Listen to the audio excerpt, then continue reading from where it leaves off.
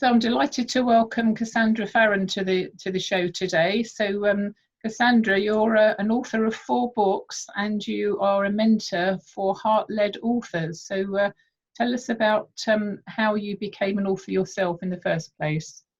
So that's a question that I'm quite often asked on, did I always want to be an author? And the very short answer is no. I used to want to be in the Navy, and then I thought I wanted to be a PE teacher and then a human resources manager. So nothing to do with writing whatsoever. I was at a life crisis, like a bit of a crossroads. I don't know if your listeners can relate to that, but I was at a crossroads in my life about 5 years ago. And I had a coaching session with a lady and I just poured out my life story to her. And at the end of that conversation, she said to me, well, it's no reason that working for other people hasn't worked out. That's because it's time for you to do this on your own now. And there was this silence down the phone. And as I was thinking, like, is she meaning this advice for me? Because it sounds like she's suggesting I should set up a business. And that sounds really crazy, because 6 months prior to this, I had ended my marriage. I had become a single parent for the second time. I had 2 children to 2 different dads. Didn't have a pot of money waiting for me to set a business up. My last job, employed job, was as a cleaner. Prior to that, I was a mortgage advisor. So her suggestion to set up a business didn't make any sense. And then her advice to me was, I want you to go away and I want you to write down everything that's happened in your life so far, and everything will become apparent. So again, I was thinking, I've paid this lady good money. What on earth is she talking about? And how on earth is writing it down going to help with anything? But I was a good girl. I did my homework. And that night I started to write. And very long story short, 3 months later, I set up my business. And 2 years after that evening, when I started to write, that is when I published my first book, The Girl Who Refused to Quit. Well, I don't think there's any surprise, the title that you chose there with what you've just described, and I'm sure there's a lot more in the background as well, which is also in the book. So The Girl Who Refused to Quit. So when did you publish that, Cassie? So that was 4 years. That was 4 years ago. 4.5 years ago now. Yeah. Okay, and you're now the author of 4 books. So what's happened since that first one then? I think I became addicted to writing. So I didn't expect when I published my first book that I was going to be, living off the royalties and that everything would just fall into place. But I also didn't expect that just 1 year after publishing my book, that my life would collapse for the 3rd time. And that was very traumatic. It was a very, very difficult time in my life. And I ended up going to see a counsellor, and this is the first time that I had been to a counselling session, but my friends and close family were concerned about me and said that they felt I was coping too well with what had happened and that I was perhaps putting on a brave face. So they recommended that I went to go and speak to a counsellor to get some advice and see if I needed some help. So I poured everything out to the counsellor, and at the end of our meeting, the counsellor said to me, this should have taken you 2 years to reach a point of acceptance and to come to terms with everything that's happened, but you've done it yourself within 6 weeks. What have you done? So at this point, I was quite shocked because I felt like I was coping well, but everyone else was kind of convincing me that I perhaps wasn't. So there was this internal conflict of not trusting myself.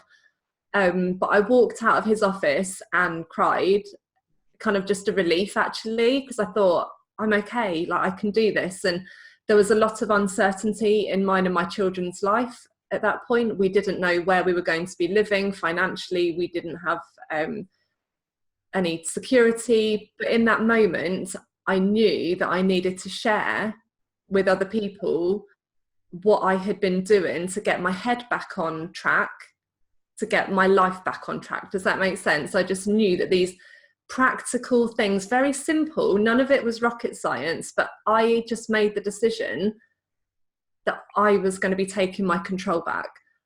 So that was what inspired my second book, which is called Rule Your World, which is like a self-help personal transformation book to take your control back in your mind and in your life. That's a really important sort of set of things that you've raised there, Cassie, because I mentor people through cancer, towards recovery from cancer, or how to avoid it in the first place. And part of what I've come to realise is a lot of people go through their lives, not just their health crisis, but they go through their lives believing what other people tell them. Yes. And with you, there's a similar path there with you, with your friends and family saying that you should be cracking up now. You're not cracking up, so something's wrong. Almost, it's completely upside down, isn't it, for other people to accept that some of us get to where we need to go a lot quicker. We must be the bonkers ones, and they're okay. So the same with me. I cracked stage 4 cancer in 14 weeks, which is quicker than it takes for some people to be diagnosed. So we've everybody's got their stories, but what's fascinating is the similarity of theme. Where we're told by other people, whether it's family members or friends, we should be behaving in a certain way, but some of us are not made of the same stuff, are we? We're more resilient, thankfully, which is why we need, and I think is why sometimes life throws at us these things, because we can take it, whereas other people can't. So what happened then from so that book was about taking control and telling your so then I was asked to run a webinar in a Facebook group about how to write a book.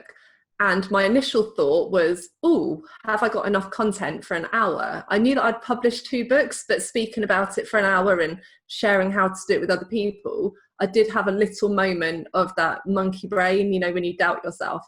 So, but then I thought, no, I have written 2 books. Let me just brainstorm, what I've learned, and I'll run this webinar.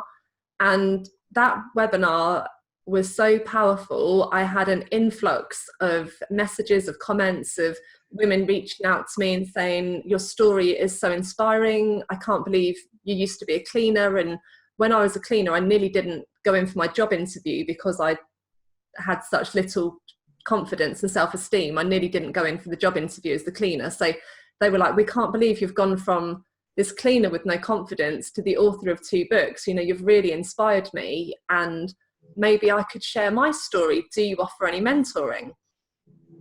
So I was like, yeah, give me a couple of days and I will. So I just ran with that idea and realized that I had learned so much over my own journey.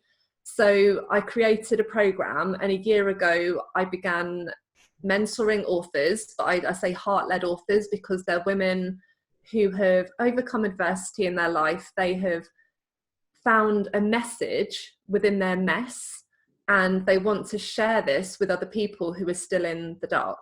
So whilst I was running my mentoring program, I thought, well, I might as well write a book about this at the same time. Why not? This is what I do. So that is what led me to write my 3rd book, which is called Share Your World, How to Write a Life-Changing Book in 60 Days. That was published on the 1st of November last year, 2018. And then 2 weeks later, I started writing my 4th book. Okay, and that's the health-related book, isn't it? The others are health-related in that they writing is a really amazing cathartic thing to do. When you write things down, you're getting the emotions out of your body. Yes. For some people, that's absolutely profound and life-changing. And it's whether you want to achieve a goal or shed some emotional stuff, whatever it is, it's a really great way. So fantastic. So your 4th book, then, tell us about that, Cassandra. Yeah. So whilst I've been going through these life challenges myself and changing my business, I was also dealing with the devastation of my mum being diagnosed with dementia. She was diagnosed 4.5 years ago, but she had it for a few years before that, but it had been such a subtle change that we knew something was wrong, but it was just mum repeats herself, and she would not go to the doctors. She's she's only 72 now, so she's a very young woman, full of energy, young at heart. You know, we would go to the indoor play area with my children, and she would be the first one going down the Astroglide and diving in the ball pool. So she was so young at heart, and she just refused to go to the doctors. She refused to believe that anything was wrong, because in her world, in her mind, nothing was wrong with her. So she wasn't diagnosed until 4.5 years ago, and both of our worlds went from calm to complete chaos. That's probably the best way to put it. And I had to deal with watching this very strong, independent woman who used to be going out all the time, going singing, going dancing, going for day trips, going to visit my sister in New Zealand. She was always out and about doing something. And then the journey started of watching her slip away into becoming somebody who was constantly scared, who was constantly anxious, who was like depressed, who was crying. I'd used to have to like coax her into my house because she'd be crying and saying that she didn't know where she was, or she didn't know where she was going. And it's a very difficult journey to understand unless you're on it. Like, I didn't know anybody who had been diagnosed prior to my mum, and we had no support. She was diagnosed with a letter. She went to the memory clinic and they sent her a letter to say, you know, this is your diagnosis. Then she was put onto some medication. She was monitored for about 2 months just to check that her blood pressure was okay. But that was it. No other support, no other help, no emotional support for us as a family, nothing. We were just left to cope on our own until we reached breaking point, which was this time last year. So that is why I felt compelled to share our journey, just to help raise awareness of dementia, help to remove the stigma of dementia, but also to help raise awareness of needing more emotional support for the carers and the family members who shouldn't have to deal, in my opinion, shouldn't have to deal with this devastation on their own. It's shocking, isn't it? There's an awful lot about mental health that's spoken about these days, and great. It's fabulous that the awareness has been raised. However, it's shocking, absolutely shocking, the level of support. Well, there is virtually no support. I had personal experience of this as well, not dementia, but another condition in my family, and it's horrendous. And the other thing that makes it more difficult is that with this GDPR thing, we know the I can't think what they call it, about the confidentiality and so on. And also anybody over 18, you have no rights whatsoever unless you've got all sorts of legal papers in place, and even then they're disregarded. Yeah. So from every angle, you know, whether you're the person with the condition, whether you're family members, bystanders, friends, whatever it is, you're completely impotent. There's you know, damn all you can do, and it makes me really cross. So good for you on writing, and you know, I'm so sorry you've had to go through that, and you're still going through it because the mother's still here. Yeah, so she is now in a permanent care home, which was a devastating decision to make. She'd actually sat me down and made me promise to her, made me swear on her life that I would never ever leave her in a care home, and she told me that she would rather die than be left in a care home. And this decision had to be made because she'd gone missing, she'd gone wandering off, we had to call the police, she was having panic attacks every day, she was crying down the phone. It was horrific. In fact, horrific doesn't really describe that. I don't think there is a word strong enough to describe watching your mother go through that and feeling so helpless. And at the same time, like, I'm a single parent to 2 children. I'm trying to run my business. I was caring for her 1 day a week. I was trying to support my dad, trying to update my sister in New Zealand. Like, I was at breaking point as well. And there was a point where, after she'd had a panic attack down the phone that lasted over 15 minutes, and she was just crying, and I was trying to calm her down, but she couldn't understand a single word I was saying to her. So it was harrowing. And it was after that I, you know, said to my dad, Mum can't live at home anymore. Like, this isn't fair on her, and it isn't fair on us. Like, she needs to be safe. And the woman who we were trying to honour, she was gone. So we had to make the decision as if she was a child. Like, if this was your child, you would not stop them getting the support and the healthcare that they needed. You would do it. And that is the attitude that we had to embrace, that my mum's safety had to become before our emotions. So taking her to the care home was one of the worst days of my life. It was very hard. But actually, when I walked out of there, I actually felt a relief. And that surprised me, because I'd expected to be consumed with all of this guilt. But actually, it was the relief of, she's safe now. She's got 24-hour care. She can live in her world. She doesn't have to try and fight it anymore. She can be up all night. She can sleep all day.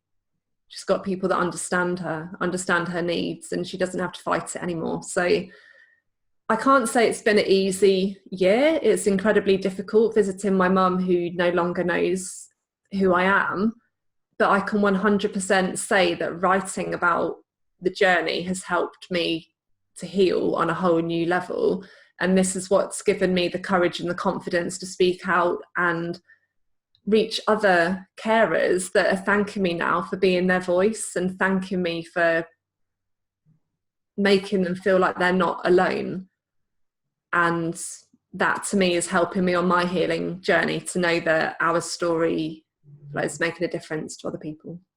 It's a real gift that you've got there, being able to write articulately so that people can understand. And obviously you're a great inspiration, but it helps you as well. So it's everybody benefits, don't they? How's your dad in all of this, Cassie? He's a lot better than he was this time last year. He was at point of burnout. He would come to my house.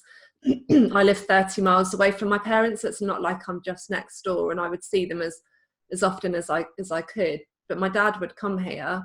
We'd have about a 5-minute chat, and he would just be asleep, like absolutely zonked out on my sofa for maybe 4 hours, because he just wasn't sleeping at night, because my mum would be up all night accusing him of burgling the house, or didn't know who he was, or questioning where her parents were. Like, it was just endless, or hallucinating, wanting to get out. So he wasn't sleeping. So he's so much better than he was, but at the same time, he's lost his wife, but he can't grieve for his wife, because he's still, visiting her 3 times a week. Sometimes she's still upset. Sometimes she's angry. Sometimes she's asleep. Sometimes, you just don't know what you're getting. It's not like a continual decline. You just don't know. We don't know how long my mum will be alive for. We just don't know. We just don't know. So he's getting on with his life the best he can, but it's still incredibly difficult, because it can be lonely, it's almost, like my mum's passed away, but she hasn't. So it's very difficult for him, but he's doing as well as he can. And he's definitely, it seemed like, for me, I think his well-being is a lot better than it was, but it's still incredibly difficult for all of us as a family. And your sister, is she still in New Zealand? Yeah, she's been there 15 years, so she's not been around to see the everyday decline that we have, but she's in touch with me and my dad on a regular basis. And she did come back this year to visit my mum, which was very hard for her, coming back to a mum who doesn't know who you are, seeing my mum in the care home. But she's got her husband and children in New Zealand. It's not like they can just come back. So yeah, it's very difficult for everybody. Well, thank you very much for sharing part of your story. As I say, I'm sure there's lots more behind the scenes as well that goes on that people just don't appreciate when you put on a brave face and everything's seemingly wonderful on the outside. What goes on behind the scenes often is heartbreaking, as in the case with your family. So thank you for sharing that with us. And how can people get hold of you if anybody thinks that they've got a book that they want to get out of them? And you're obviously a very inspirational mentor. Oh, thank you. So yeah, the best way is either through social media or through my website. So CassandraFarren.com is my website, or if you put my name into Facebook, again, Cassandra Farren, they can reach out to me through my page or through my personal profile. I'd love to speak to anyone that's got a story within them that they feel, or they just know, it's like a knowing that their story can make a difference to somebody else's life. I would love to speak to you.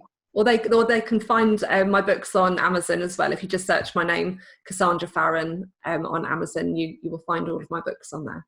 And how are you spelling Farren so that make it easy for people to find you? Of course, yeah, so it's Farren for November, Farren. Okay, and your website is CassandraFarren.com. Yeah. Fantastic. Right. Thank you very much for sharing your part of your story with us this afternoon, and very best of luck to you and your family for the future. Thank you. Thank you for your time, Elaine.